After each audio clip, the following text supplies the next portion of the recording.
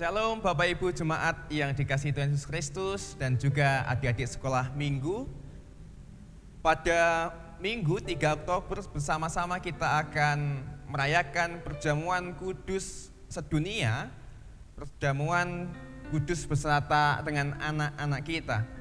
Oleh sebab itu pada waktu yang khusus ini saya mengajak jemaat semua, adik-adik sekolah minggu juga untuk mempersiapkan diri menyambut perjamuan kudus sedunia. Oleh sebab itu sebelum bersama kita menyiapkan hati dan diri kita, mari kita mohon bimbingan Roh Kudus, kita berdoa.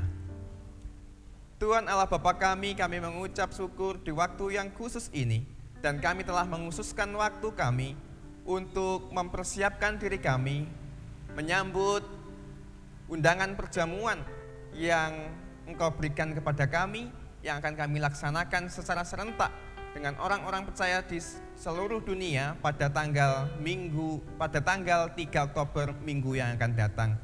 Kiranya Tuhan memberkati kami pada saat ini.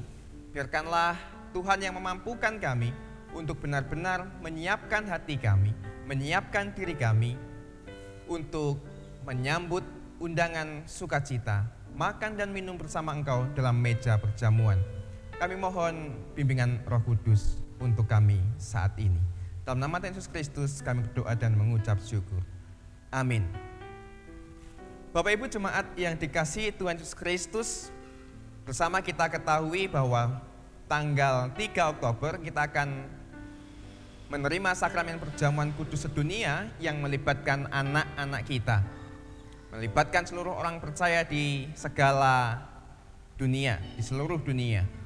Dan bersamaan itu juga tanggal 3 Oktober kita akan memasuki bulan keluarga.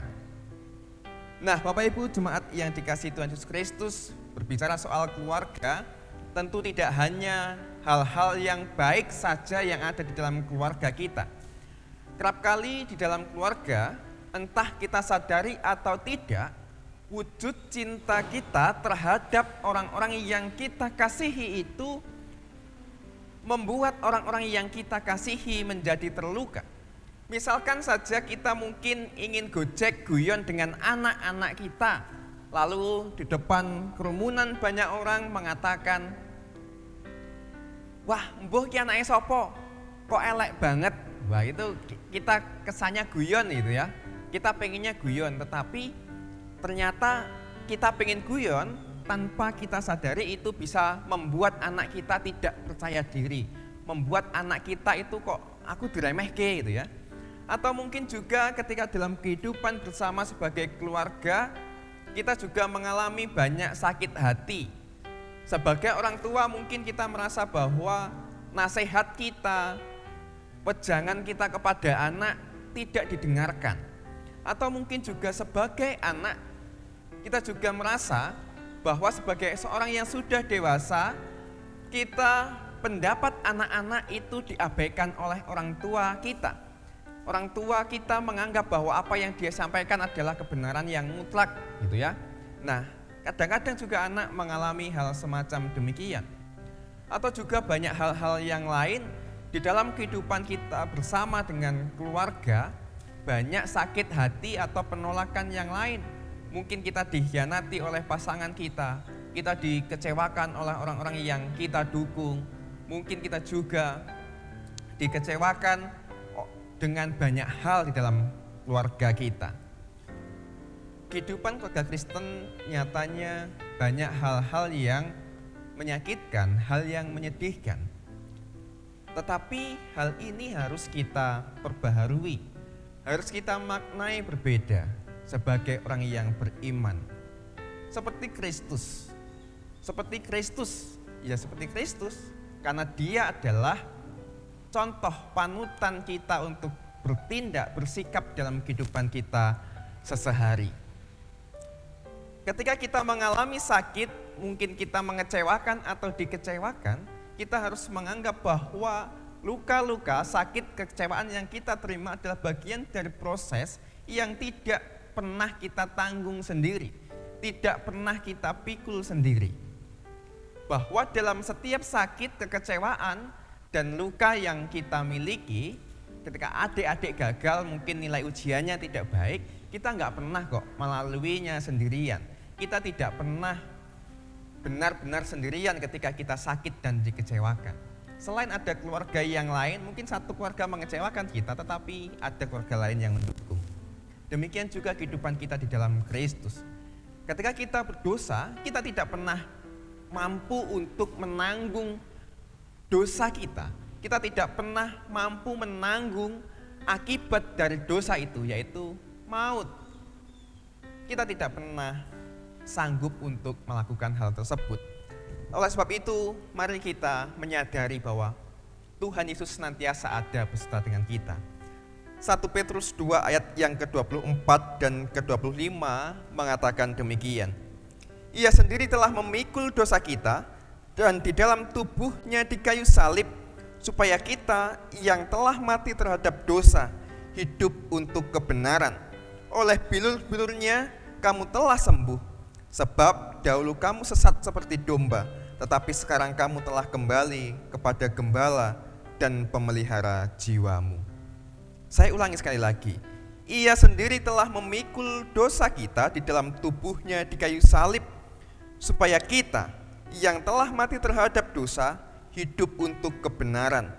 Oleh bilur-bilurnya kamu telah sembuh, sebab dahulu kamu sesat seperti domba, tetapi sekarang kamu telah kembali kepada gembala dan pemelihara jiwamu. Sebuah ayat yang begitu indah di tengah kehidupan keluarga kita yang di dalamnya juga ada sukacita, tetapi ada juga duka cita dan kekecewaan. Kerap kali keluarga Kristen, orang-orang Kristen tidak mampu, bukan hanya tidak mampu keluar dari dosa-dosanya, tetapi juga orang-orang Kristen tidak mampu menyembuhkan luka-luka yang dia dapatkan di dalam keluarga, yang direndahkan, dihina, diejek, atau mungkin pendapatnya tidak didengar. Kerap kali orang-orang Kristen tidak mampu untuk menghilangkan, menyembuhkan luka-lukanya. Tetapi ingatlah, bahwa mungkin dulu kita memang tidak mampu. Kenapa? Karena kita mengabaikan kehadiran Tuhan. Kita tidak melibatkan diri dalam karya Tuhan. Kita hanya mengandalkan kekuatan kita. Mungkin kita sakit hati, kita mengatakan, bagaimana aku mungkin mampu untuk mengampuni ketika ia begitu menyakitkan hati saya? Bagaimana saya bisa benar-benar mengampuni ketika setiap hari saya harus berjumpa dengan orang yang sama, saya harus berdebat dan berbeda pendapat soal yang sama. Tetapi ketika Kristus ada di dalam kita, ketika kita melibatkan diri terhadap karya kasih Yesus, tentu kita akan bisa melakukannya. Ketika kita hidup dengan kekuatan manusia, kita hidup dalam dosa dan kematian. Tetapi ketika Kristus hidup di dalam hati kita dan kita menghidupi kasih Kristus, bukan hanya kesembuhan yang akan kita dapatkan, tetapi juga kesejahteraan dan juga hidup yang merdeka dari dosa, hidup yang merdeka dari rasa sakit hati, hidup yang merdeka untuk mencintai tanpa rasa takut. Perjamuan kudus sedunia mengajar kita untuk bukan hanya mengingat akan karya Yesus, tetapi juga menyadarkan kita bahwa setiap orang yang percaya, yang telah dengan yakin menerima Yesus, menerima roti dan anggur dalam meja perjamuan, akan senantiasa diperbaharui, dikuatkan imannya. Oleh sebab itu, Bapak Ibu Jemaat yang dikasihi Tuhan, sebelum bersama kita menerima roti dan anggur, mari kita tilik, kita lihat kehidupan kita masing-masing. Luka apa yang kita miliki di dalam keluarga? Perbuatan apa yang melukai dan mengecewakan keluarga kita? Maukah kita membenahi diri? Maukah kita benar-benar mengakui segala kesalahan kita dengan rendah hati tanpa ada gengsi? Ketika orang tua salah kepada anak, ya layaknya juga orang tua meminta maaf.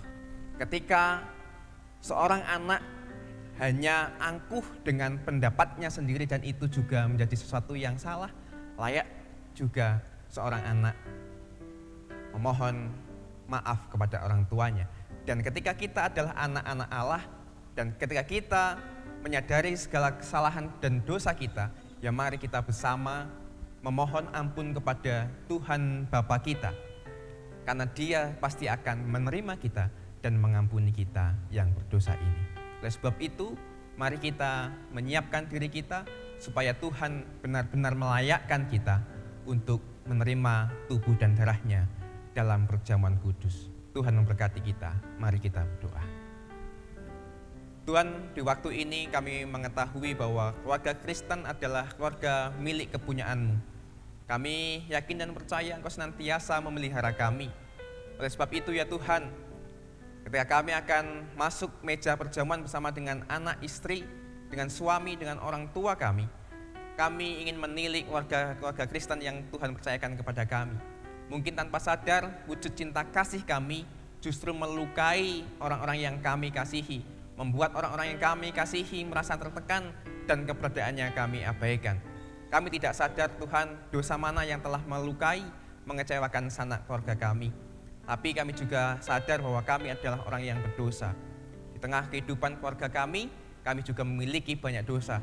Ketika kami menjadi anak-anak yang Kau kasihi, kami juga berbuat banyak dosa dan kesalahan. Oleh sebab itu ya Tuhan, pada saat ini dengan segala kerendahan hati kami mengakui dosa-dosa kami. Kami mohon pertobatan kiranya Tuhan mengampuni dosa kami.